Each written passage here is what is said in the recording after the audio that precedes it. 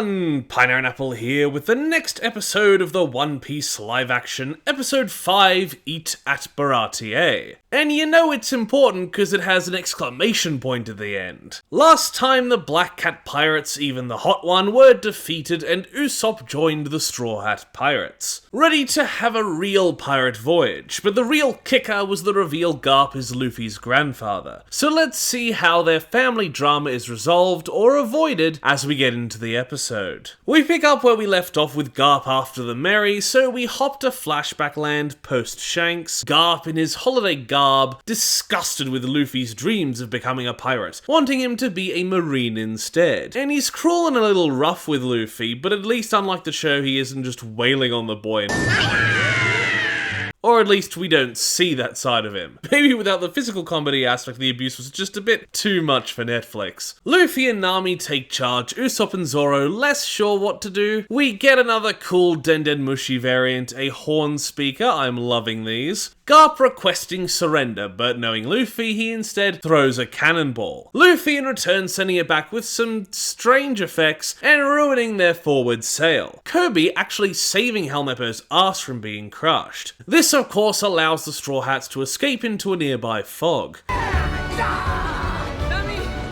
get us out of here. Garp's reaction not quite that of a sane man.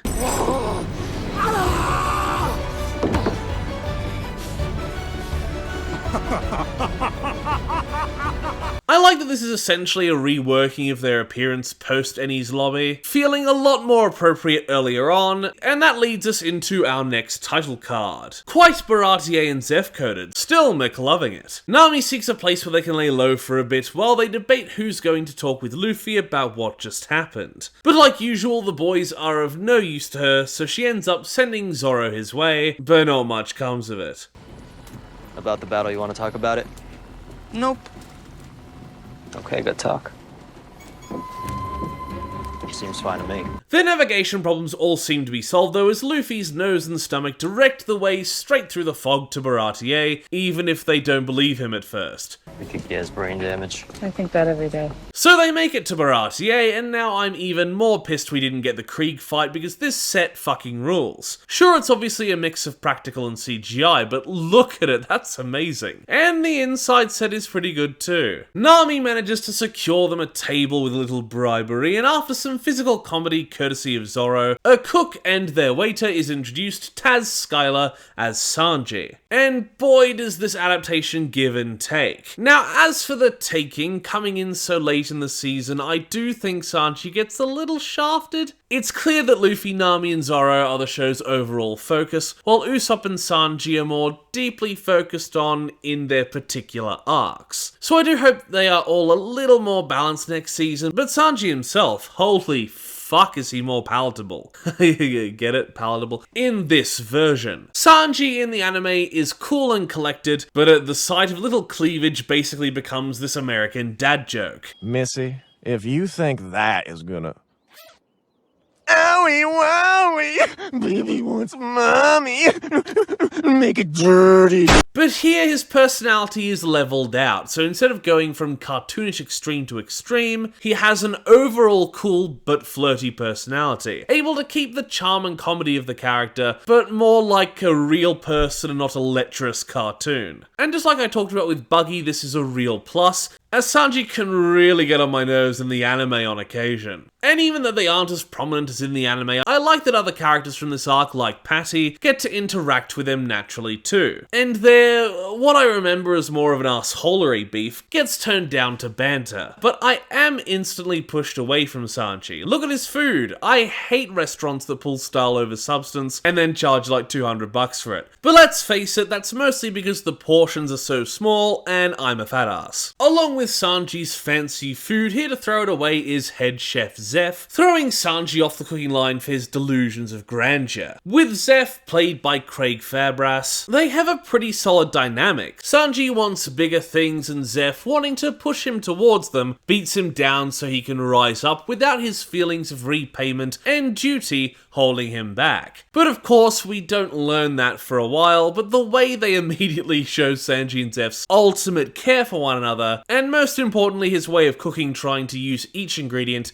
to its maximum potential, but also his building anger is a nice start. If I gotta sling one more prime rib medium well, I am going to drop dead of boredom, you old shitbag. That's what we serve! It's an insult to the meat. Demoted to waiter, Sanji has to break up a fight between the sort of anime canon Crescent Moon galley, Jesus that's a reference and a half, and stuck-up marine full body. One character I am not sorry got the trimmed down treatment. Sanji kicking their asses, but protecting the food on his plate is a nice and easy display of character. We get another show like this displaying how much better his new balanced disposition works as he starts insulting the restaurant and the food to the crew, but upon seeing Nami is instantly into smarmy flirting mode. But you know, without all the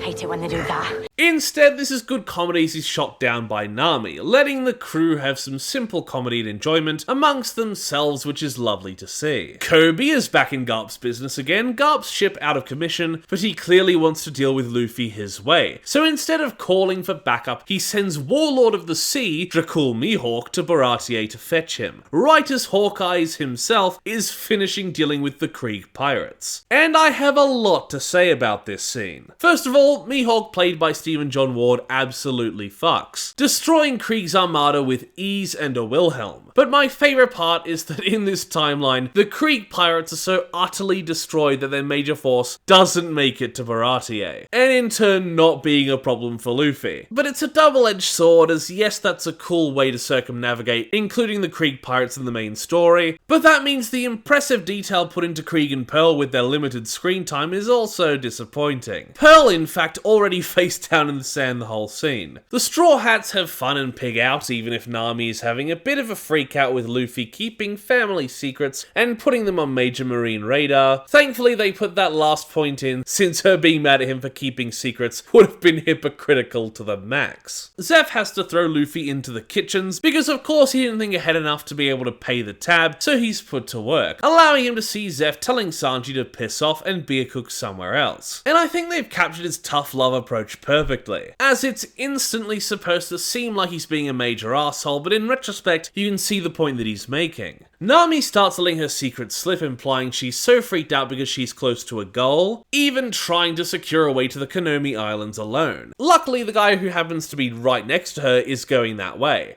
Okay, even for One Piece logic, that was a bit much. Amazingly, after that, Helmeppo actually gets a good scene, asking Kobe what's wrong. Sure, it's not much, but what a step up from where he once was. And he gets to give Kobe the exposition of how the Warlords came to be and just how much of a big deal Mihawk is, shocking Kobe that the world could be so morally grey. Meanwhile, Sanji and Luffy have a really nice scene, giving a really well-played, genuine conversation where he tries to figure Sanji out, and Sanji admits his dream, finding the All Blue, where all ingredients, even the unknown ones in the Four Seas, is found at once. And the way they use Luffy's issues with Garp, comparing that to Sanji and Zeph, is a really interesting detail that I didn't remember being here. But I like that having Garp be part of the overarching narrative is being woven in like this. Like how Mihawk is coming thanks to Garp and not following Krieg. As that way the world's greatest swordsman running into Zoro this early, and not even in the Grand Line, does feel more unintentional and lucky. Whereas here, Mihawk doesn't end up here, he's sent here.